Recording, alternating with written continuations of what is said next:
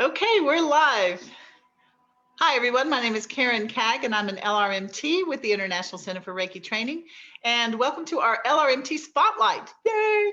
Today, we are talking with Mary Spohn, who lives in Colorado Springs, Colorado. And the purpose of these spotlights is to get to know each licensed Reiki master teacher a little better and for us to share some tips and a little bit of our knowledge with you. So I'm really excited to have Mary here today because she's got a lot of experience. And what I really wanted to talk with her about today is about how she, well, a little bit about your journey, Mary, and then how you incorporate Reiki into your practice. Could you share some of that? Because a lot of people have different modalities that they do. It's like, so do I do all Reiki? Do I incorporate other modalities? Is it half and half? Is it, how do you work it?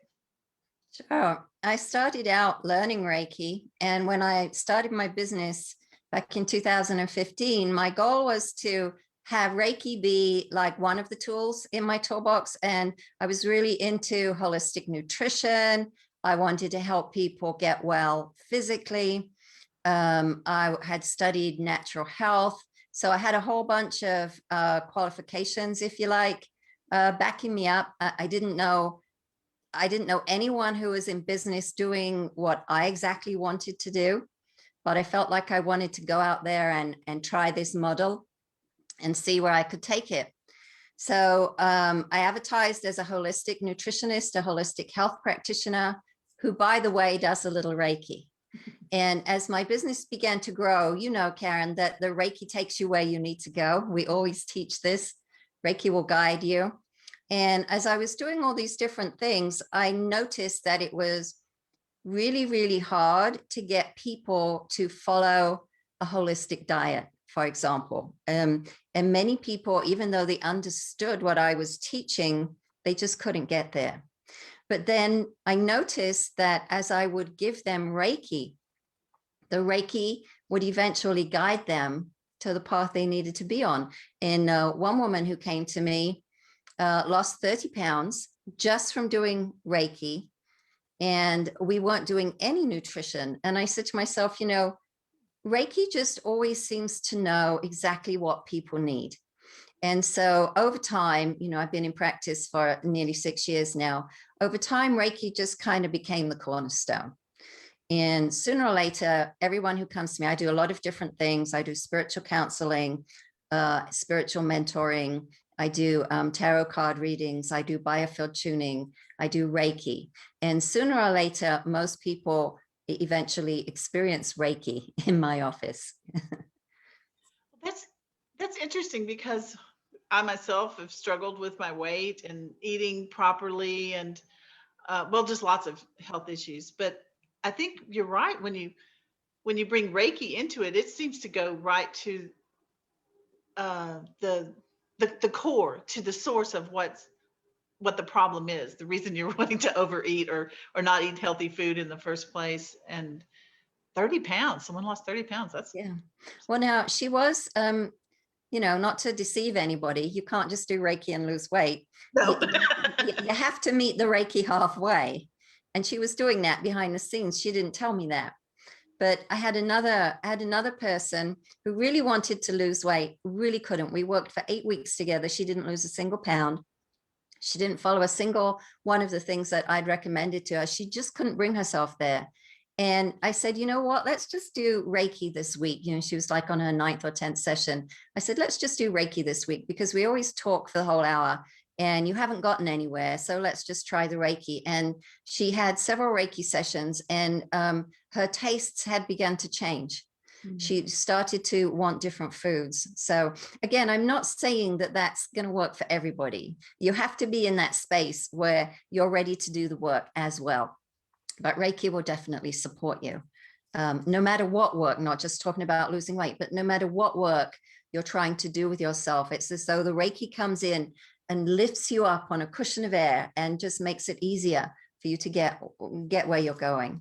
I love that description. That's what it feels like. Yeah. So if someone is like you, maybe say like a Reiki 2 practitioner, they've just gotten their Reiki and maybe they do tarot readings or intuitive readings, or they have some other skills that they have.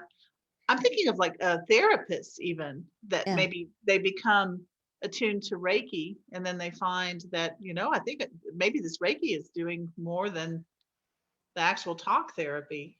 What would you say to someone who has several different skill sets that they're trying to incorporate into a business? Um, would you suggest that they advertise Reiki first, or just like I like that you're a holistic health coach. I mean, I Yeah. guess it's different for each person, but what would you recommend to a student who says, well, I do this and this and this, and Yeah. how can I fit Reiki into my practice? Is it that you fit Reiki into a practice that you already have, or? Oh, I think you just do all of it. You just do. I think you have to do where your heart pulls you. You have to do what you love the most. And then just allow the business to shape itself. Your customers will tell you what they want. And you'll find that you have a certain percentage who want this and a certain percentage that want that. I do always recommend to, as I teach my Reiki students who are trying to start a business, I always encourage them to have something else besides Reiki, because it's really good to trade them off against each other, to offer more than one thing. People will come in and sit down and say, they have a great Reiki session and they say, what else do you do? Like they want other things. People don't want to just come in and do one thing. So the Reiki will shape your business. I truly believe it's shaped mine. And I think that's how it works. But I didn't stop doing the other things. I did stop offering holistic nutrition, and I'll tell you why, because it was not bringing me joy. It was not bringing me joy to work with people when I felt like I knew how to guide them into a holistic and natural diet that would ultimately make them healthier. And people understood and they got it, but they couldn't do it. And so I would be very discouraged. There's one or two who managed it, but for the most part, they didn't. And so I said to myself, you know what? It's bringing me, I'm feeling very discouraged about the holistic nutrition. So I'm going to drop that part of my business. And so I think you always have to be guided by where your joy is coming from. I have never not found joy from giving Reiki. Everybody always enjoys Reiki. And even those people that do have like an emotional experience, the healing crisis that can happen when you give somebody Reiki and they haven't had any healing before, then sometimes there can be a bit of reaction. But even then, deep in your heart, you've opened a door for them. A beautiful door to healing that they can now walk through. And some of them may not walk through it right away. Some of them might wait a little while, or maybe go back and try something else. But there's always, what I'm trying to say is there's always a sense of satisfaction after giving Reiki and never a feeling of disappointment. And so that's how it started to shape itself into my business. That's a good piece of advice. So it's, of course, with the Holy Fire Reiki, we talk about the authentic self a lot. And so if people can come into alignment with what brings them joy, then that's going to help them discover their path. That's right, to their authentic self, because that's what each of us, I think, comes here with different gifts and different paths. And so by following what really makes them happy, and just surrendering. I think for me, it was difficult in the beginning, to just surrender to where Reiki was trying to take me, because sometimes it's taking you somewhere where like, this is not what I had planned at all. I don't use the word surrender. I don't like that word surrender. I think in this society, in this culture, we have done enough surrendering, and that word gets the shackles up on the back of my neck. I use the word allowing the Reiki to take me where it's taking, and accepting my path. And again, I always come back to this concept of finding joy, because I believe that is the authentic self. The authentic self is when you are in your purest joy, when you have found your happiness. Why else did we come but to discover how to do that? And so that's how I like to think of it. I love that. And I'm going to think about that. That's true. Allow rather than surrender. So that's a huge step for me to say surrender. So because I have spent all of my life fighting against everything. You know, so allow. It's Yeah. about choices. I choose to allow the Reiki to guide me. It has such a different feel to it than I surrender to the power of Reiki, Yeah. because we're not surrendering. We're here as autonomous, sovereign human beings to exercise our free will. And so if you make it a choice, if you change the vocabulary, it's the same concept. We're not doing anything different, don't get me wrong. But it's just the way that we phrase it. Like, instead of today, do not worry, just for today, do not worry, I say today, I choose joy. Today, I choose peace. It's the same concept.